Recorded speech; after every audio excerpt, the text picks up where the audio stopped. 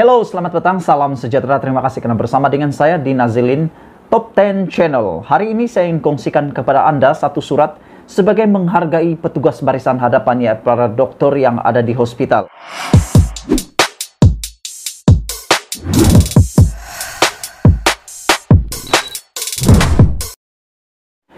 Konten ini adalah konten tentang pendedahan bagaimana sebenarnya yang berlaku di Sungai Buloh, Hospital Sungai Buloh.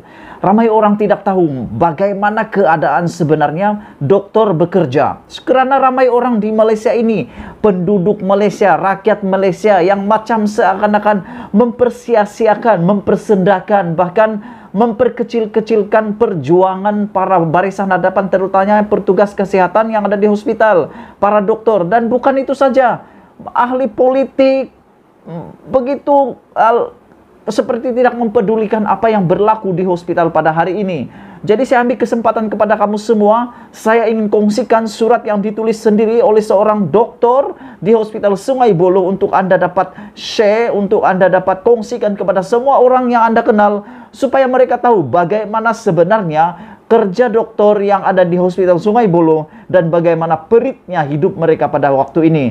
Semoga surat ini sampai kepada pengetahuan umum, sampai kepada pengetahuan kita punya para pemimpin dan ahli-ahli politik yang sedang tegang urat bergaduh sana sini. Saya ingin bacakan kepada Anda semua daripada surat yang diterbitkan ini. Surat ini ditulis oleh seorang dokter bertajuk Dokter Hospital Sungai Buloh, tolong layan kami dengan manusiawi. Itu tajuk dia. Tajuk saja pun sudah menyakitkan hati. Tajuk saja pun sudah menarik perhatian. Mereka mau dilayan seperti manusiawi. Layan kami dengan manusiawi, kata dokter-dokter itu. Saya bacakan kepada Anda. Sebagaimana yang dikatakan Ketua Pengarah Kesehatan Dr. Nur Hisham Abdullah, sistem penjagaan kesehatan kita berada pada tahap yang genting. Izinkan saya memberitahu bahwa ia sudah melampaui paras, kata dokter tersebut. Sesiapapun pekerja penjagaan kesehatan di negara ini tahu bahwa sebelum wabah COVID-19 bermula lagi, sistem perubatan kita berada pada tahap yang genting. Dengan pemontokan peruntukan, kekurangan tenaga kerja, kesesakan dan juga kekurangan kemaskini kemudahan. Pekerja penjagaan kesehatan mempunyai sinonim baru. Petugas barisan depan yang bertempur dengan wabak yang membinasakan ini. Tetapi menjadi tidak masuk akal di hospital saya, yaitu Hospital Sungai Buloh, kata dokter ini, yang juga dikenali sebagai Hospital COVID-19 Malaysia. Sejak semua ini bermula, kami terdedah dengan persekitaran yang risiko tinggi, jangkitannya dan berurusan dengan makhluk perang yang tidak diketahui. Di Malaysia saja, 2% daripada kes COVID-19 terdiri daripada pekerja kesehatan. Saya seorang dokter yang bekerja di hospital ini, yaitu Sungai Buloh, kata beliau. Dan saya boleh katakan bahwa kemudahan asas yang sepatutnya diberikan untuk kami tidak disediakan. Kadang-kadang kami melakukan shift kerja on call seperti EOD dalam menangani dan menguruskan pesakit COVID-19. Serta terus bekerja selepas shift panggilan bertugas itu sehingga jam 5 petang. Sungguh mengesankan. Saya paham bahwa ini sungguh adalah tugas kami dan saya berterima kasih untuknya. Mereka pengurusan sepatutnya memberi kami bilik shift on call, memberi kami makanan shift on call, memberi kami tempat yang sesuai, sekurang-kurangnya buat kami melepaskan lelah dan berehat sebelum meneruskan pertempuran. Tetapi semua ini telah diambil dan diberitahu tidak tersedia buat masa ini. Perkara ini mengejutkan kita semua. Bagaimana mereka mau makan dengan teratur? Bagaimana mereka mau berehat kalau ini semua tidak disediakan? Ini pengakuan daripada dokter yang mengejutkan kita semua. Saya teruskan lagi. Mereka berkata terdapat pemotongan peruntukan hospital sehingga mereka tidak dapat menyediakan makanan shift on call. Adakah Anda tahu betapa penat dan letihnya tugas kami? Ditambah dengan memakai PPE di tengah-tengah semua ini.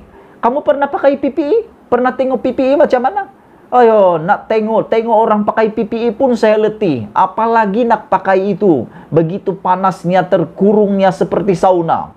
Dokter ini sudah mengeluh. Apa peranan kita semua? Share video ini. Adakah Anda tahu betapa penatnya mereka? Bagaimanapun ketika kami ingin berehat, tidak ada tempat untuk berehat, dan paling teruk, paling buruk, kami tidak dapat makan dengan betul, kata dokter ini. Kami telah membawa isu-isu ini kepada pihak berkuasa yang lebih tinggi, bahkan pengarah hospital. Tetapi saya rasa isu-isu yang kami sampaikan ini tidak mendapat perhatian. Kemurungan juga muncul, ada yang ambil obat anti-depression. Beberapa dokter kanan malah berkata, keadaan yang tidak pernah terjadi sebelum ini memerlukan tindakan yang belum pernah dibuat juga. Malahan, ada dokter kanan mengatakan, kami terlalu dimanjakan.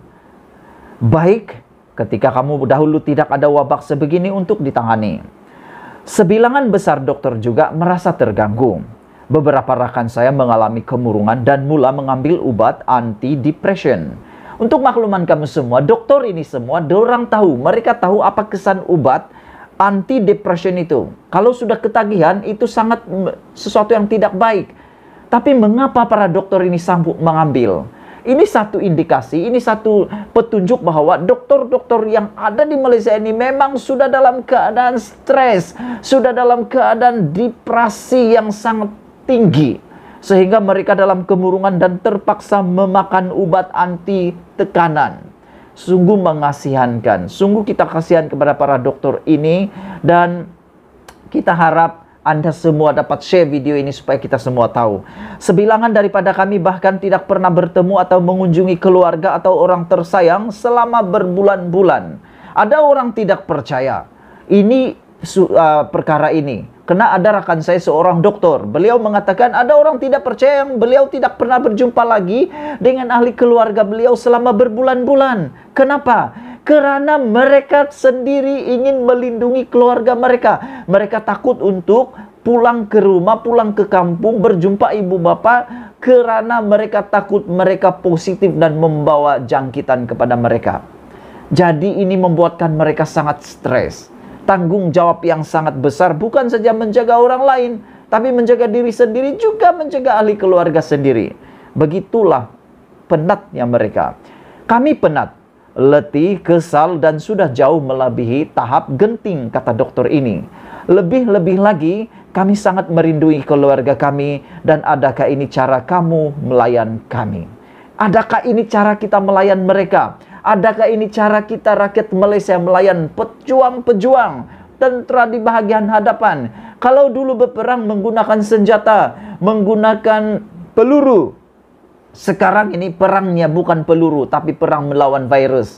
Dan tentera kita bukan lagi menggunakan senapang, tetapi tentera kita adalah para pejuang yang ada di barisan hadapan, terutamanya petugas kesehatan. Beginikah cara kita layan mereka? Beginikah cara kita melayan mereka? Itu soalan yang paling penting untuk kita jawab.